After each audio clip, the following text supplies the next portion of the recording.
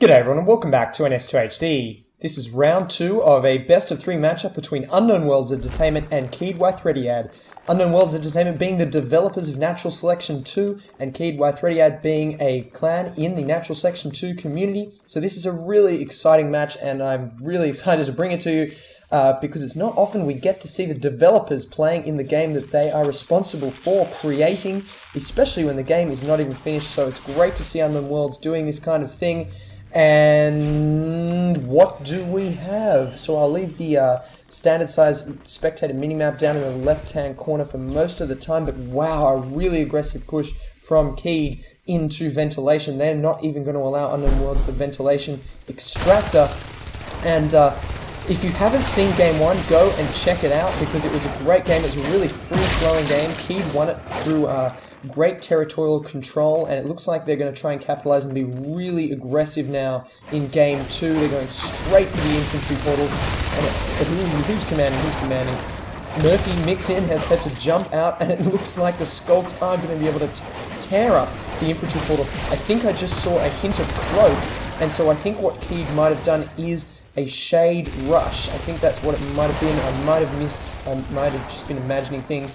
Unknown Worlds have done a great job of cleaning that up, and we have Vez coming in, but I think Unknown Worlds is going to clean that up. D trying to take him down, Flair helping him out, and that is a great recovery from Unknown Worlds there. Good rush from Keyed, but Unknown Worlds able to fight off these Skulks, and that's going to be great for them because it's going to give them a lot of resources. They're going to get a lot of personal, I think each going to get +1, +2 personal resources for killing those Skulks, and it's going to mean that the Skulks are beaten back for a little while. But it looks like Keyed is not giving up on this. They're going to keep pushing in. Got a couple of parasites out from Entic, and now Skulk harassing flight control. So Keyed realizing that that Unknown Worlds has moved back, and now they're going to chew up the extractor in flight control. If this goes down, it's a big blow to Unknown Worlds early in the game.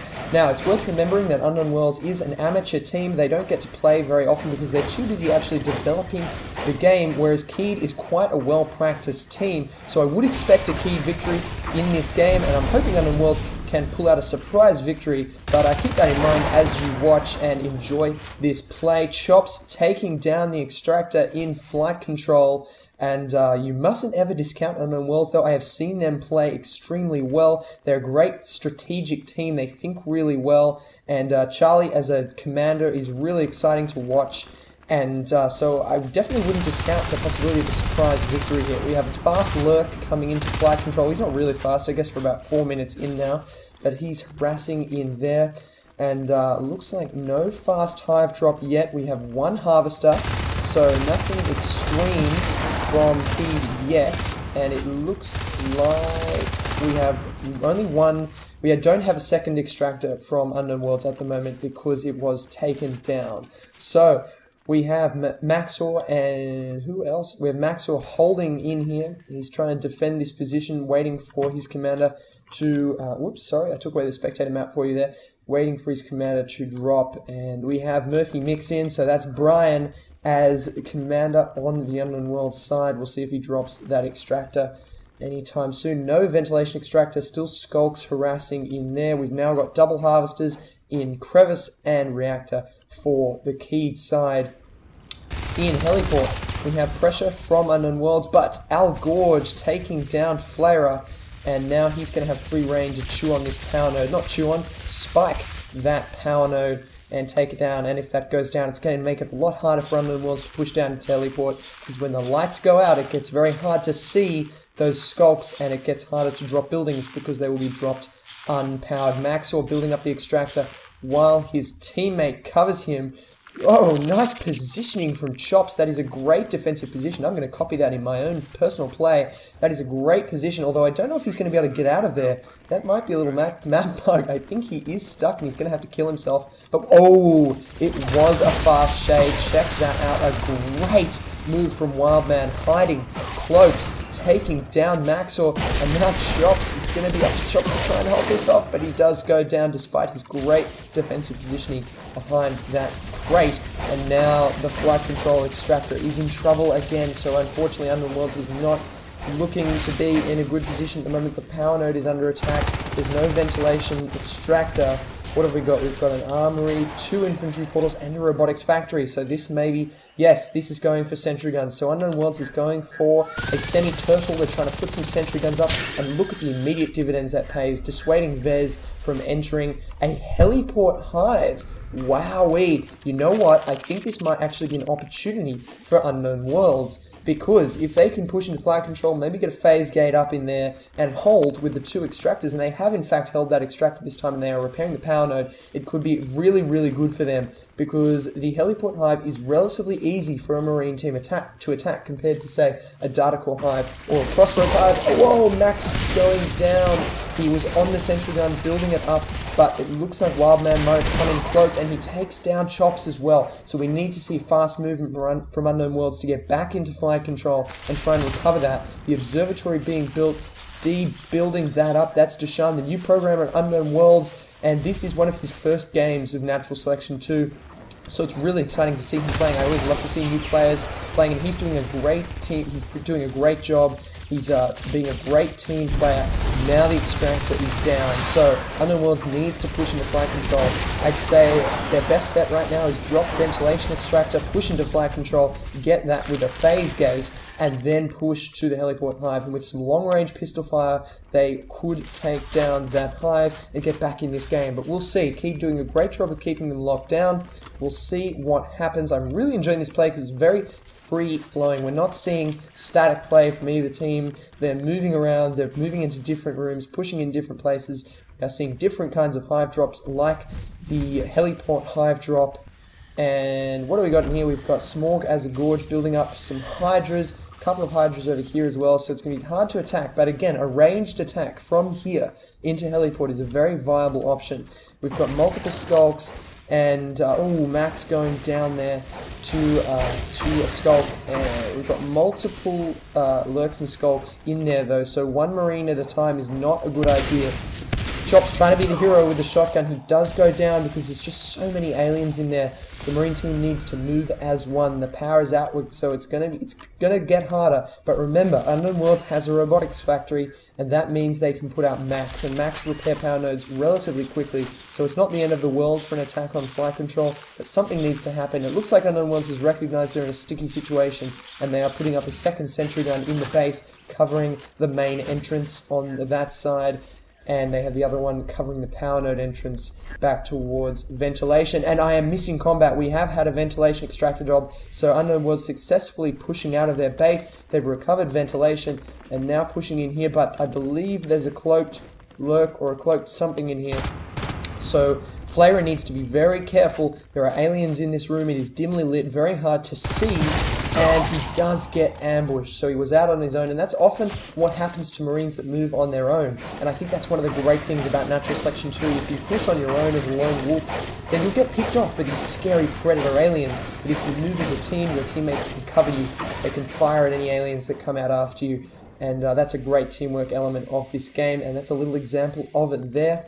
We have Squill and D. So that's Corey and Deshaun moving in to try and save this extractor, and they do successfully push that lurk away. He is going to back off Al Gorge under some withering fire from these two Marines, and I'd love to see them hold. No, they're going to push very aggressively to try and kill that lurk.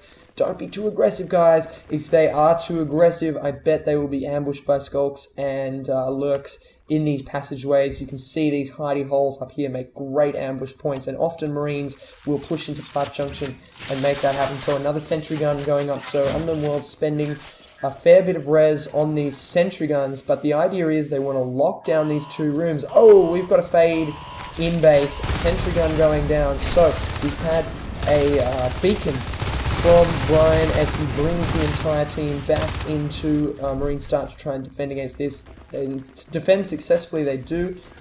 This is actually a great opportunity for Unknown Worlds because when you get beaconed, your entire team is brought together, and that means you can move as one and try and do some damage as one. On the keyed team, we have Fade, Lurk, Fade, Gorge, so 2 Fades and a Lurk and 2 Evolutions. Oh, a great kill from Maxa, taking down that Fade, and now he's going to push in. He's got the adrenaline. He's just killed a giant, creepy, blinking alien. He's moving in. He's going to try and start repairing the pounder, but he's going to get ambushed by Vez as a lurk, and Vez doing a great job there. Notice, if you listen to that, he used his shotgun spikes and then finished it off with his single spikes. And now a counterattack by the alien team. They are moving in aggressively. They've got great composition. They've got the gorge, they've got the fades, they've got the lurks and skulks. They've mixed it up, and that's what an alien team needs to do. A team of all fades will not win a game, a team of all skulks will not win a game, but a team that is mixed up with all the alien classes will win games, and gorges especially are the critical alien to have in these situations. Gorges are an alien that is just absolutely essential to attack and defense, and gorges win games. Fades don't win games, gorges do. With their bar bomb and their heal spray, they are absolutely devastating against bases like this. The fact that there's a couple of sentry guns up is probably keeping Unknown Worlds in this game, but Keed is doing a great job of locking them down. And now our Gorge pressuring the extractor, so it is, what have we got? We do have quite a few Marines spawn though. They do have shotguns, so Unknown Worlds is not being starved of resources because of this extractor. And if it does go down, they do have resources to drop it again, and I'd love to see that because it will keep them in the game. If they can keep buying shotguns, they can keep killing fades. That fade is going to retreat, and even though he killed Squeal, it looked like Squeal did get a couple of shotgun shells into him, and that's why he retreated. But two fades coming after Chops, so he's in trouble. He's only got a rifle, he's not going to be able to do a lot of damage, and he's just going to jump off and kill himself. And I'd say that was probably a more pleasant way to die in that fan blade than going down to these two big fade aliens, and so he committed suicide. Squeal is now going to, "Can't take me, fades," he says, and that is true. He opted for a less honourable death, but a more pleasant one, rather than going down to those giant scythe-like claws. Giant scythe-like blades, sorry. Wildman uses those very same blades on Squeal, takes him down. It's now, oh, Flayer goes down as well, and he's now going to work on the power node. So now, Keed has locked down ventilation and flight control, and left Unknown Worlds with only their base. And so now it's up to Unknown Worlds to defend valiantly against this alien assault, and try and maybe go for an arc or some grenades, and then press out again to one of these rooms. It's definitely not over, but with the sentry guns going down, with the fades in the base, I'd say that Unknown Worlds is in trouble. Oh, great to see a phase gate going up. D was trying to build that up, and he was taken down by the fade. Oh, that skull just getting out in time. He was going to die inside that command station. We've got assists being deployed in the base. That's going to make it impossible to build things. If Unknown Worlds can recover this, they've got a phase gate, so they might be able to make something happen, but it looks like this is going to be game over, and it is in fact. The command station goes down. That is GG. Well done to both teams. Great flowing play, and great job to Keith for locking down Unknown Worlds in their base and then making the kill. So that was an awesome game. I hope you enjoyed it, guys, and my massive thanks to Unknown Worlds Entertainment for playing, and Keed for playing, and Inversion for donating the server for this match, and Visions from Inversion for being the administrator in this match. Stick around, guys, for more NS2HD videos.